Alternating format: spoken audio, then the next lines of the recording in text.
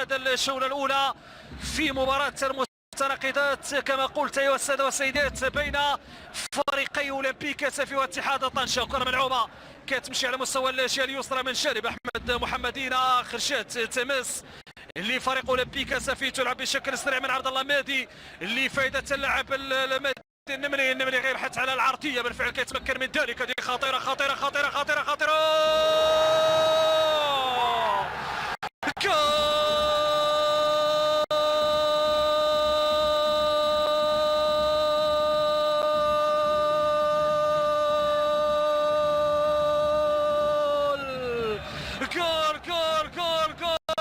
جول اول لفائدة فريق أولمبيك سافي.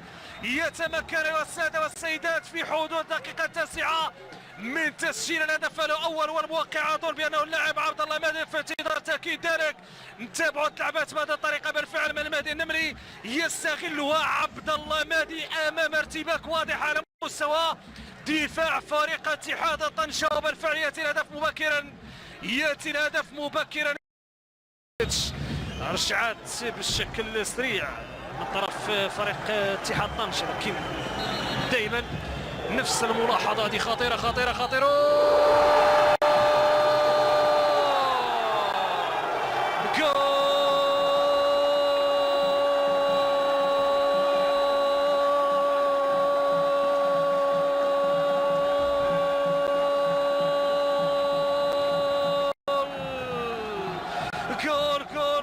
جول لفائدة فريق أولمبيك سافي.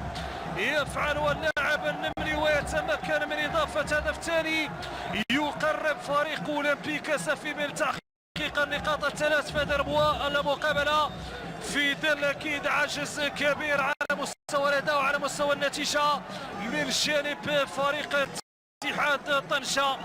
إذن المهدي النمري يتمكن من تسجيل الهدف الثاني لفريق أولمبيك سافي، والهدف الثالث بالنسبة لهذا اللاعب رفقة فريق أولمبيك سافي في بطولة هذا الموسم مقابل تمريرة كانت حاسمة أعطت هدف لفريق أكيد لفائدة فريق أولمبيك سافي.